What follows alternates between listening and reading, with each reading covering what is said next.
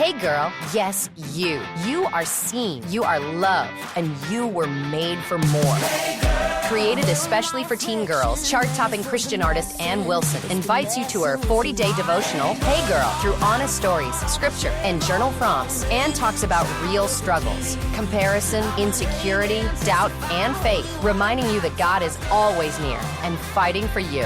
Hey Girl, from K-Love Books. Get your copy today at klove.com/books.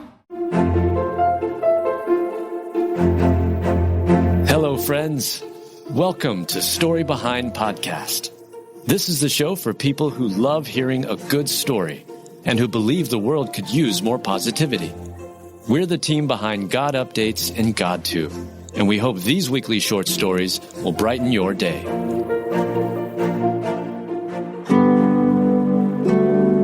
After 20 hours at sea, one family's safe return shows God was near all along. Written by Michaela Gordoni, read by Julie Provost. A birthday fishing trip got turned upside down literally in Clearwater, Florida on November 25th. After 20 hours on the water, the family was found at sea. The group on the boat consisted of 4 family members: Dennis Woods, 70, Clarence Woods, 90, Chris Harding Sr., 42, and Chris Harding Jr., 18. They fished for a few hours on the 25-foot boat named Money Well Wasted before the catamaran flipped. Survivors sat on the overturned vessel for 20 hours before help came. It was probably less than 5 minutes before it rolled, Dennis said. I didn't have time to contact the Coast Guard. We were more concerned about getting a life jacket on the 90-year-old and the 18-year-old. The one I was going to wear got hung up, and I just had to leave it. That night, they saw a Coast Guard helicopter, but they couldn't get its attention. The night was real rough because the waves picked up, and we were having to try to get up on top of the rigging of it, Dennis said. Dennis spent most of the night supporting Clarence, who had fallen several times. The crew's family called the police when they hadn't returned after sundown. They honestly didn't think they were going to make it, Teresa Rucker, Dennis's sister, said. But the 4 prayed all throughout the night. Clarence even sang. They recalled seeing a cloud shaped like an angel, which they interpreted to mean they weren't alone. Our pastor taught us that whatever comes your way, God's got you in his hand, Teresa said. And I want everyone to know God's got you in his hands, and whatever happens, he already knows, and he already provided a way out. It's a miracle. I mean, for them to be out there, it's a miracle.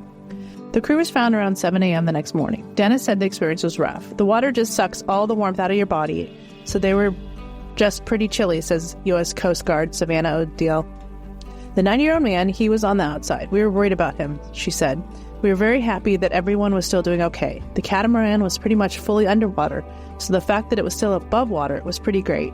I think their first words were thank you to all of us.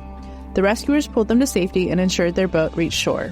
3 of the 4 men had to stay in the hospital overnight, and all were treated for dehydration and hypothermia. Clarence was also treated for cuts. Even though they had quite the ordeal, they aren't heavy-hearted.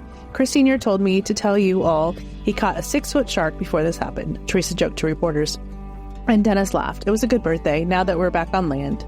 What a blessing that God kept them safe throughout that scary experience. They'll probably be hugging land for a little while.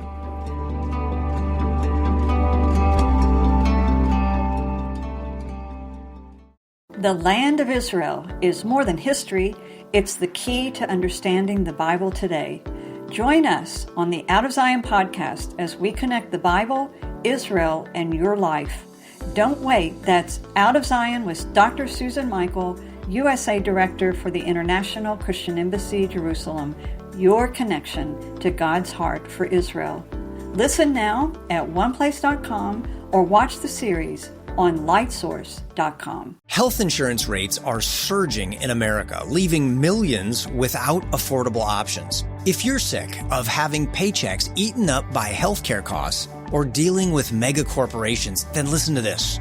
Christians don't need to waste money on a broken system. That's why I want to tell you about Christian Healthcare Ministries. It's an alternative to traditional health insurance at half the cost. With CHM, fellow believers contribute monthly to help pay each other's medical bills. There's no enrollment period, so you can join anytime. And you aren't restricted to provider networks, so you choose the doctors and hospitals you want. It's that simple. CHM is not insurance. It's a ministry that puts faith into action. Feel the difference of financial support and biblical care from fellow believers. Join CHM today by visiting chministries.org/wellness. That's chministries.org/wellness.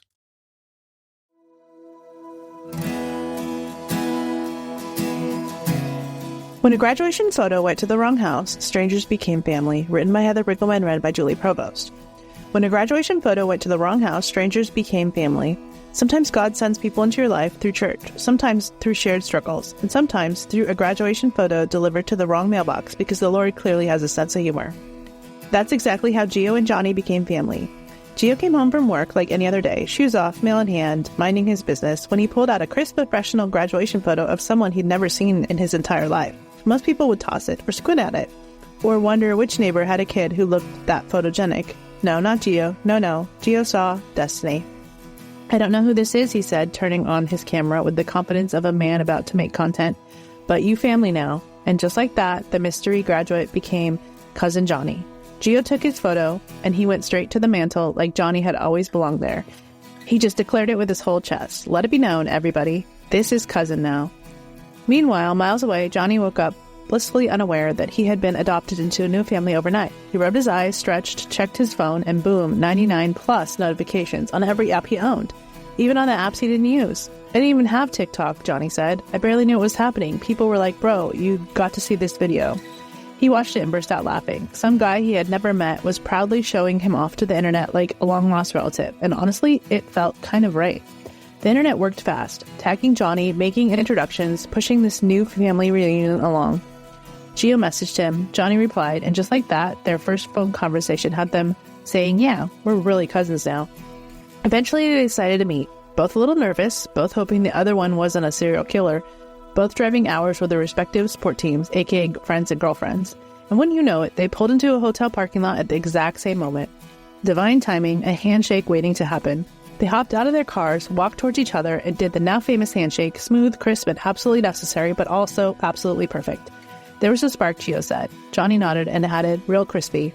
Gio grinned, he said. We locked in, and truly they were. Because isn't that just like God, bringing people together in unexpected, ridiculous, joy-filled ways?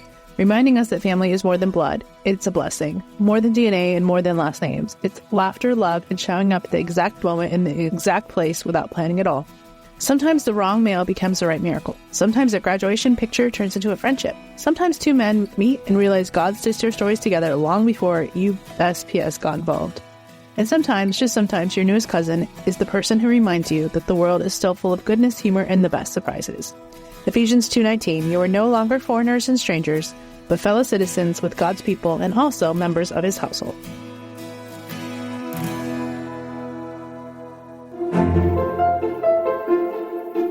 Thank you so much for listening to Story Behind Podcast. We're really glad you joined us for this week's story. To see photos and videos that may have been referenced in this episode, check out the links in the show notes.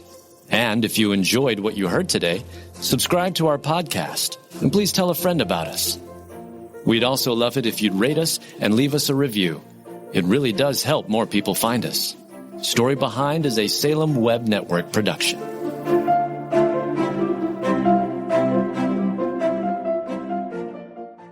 You know, everybody talks about life after death, but what about life during life? Hey everybody, Greg Laurie here, and on the Greg Laurie Show, we're tackling life's biggest questions like, why am I here? What really matters? And what happens when I die? I'll discuss cultural topics with friends and experts and examine the biblical truth behind everyday issues and even share stories about my own personal spiritual journey. Listen now to The Greg Laurie Show on lifeaudio.com or wherever you get your podcasts.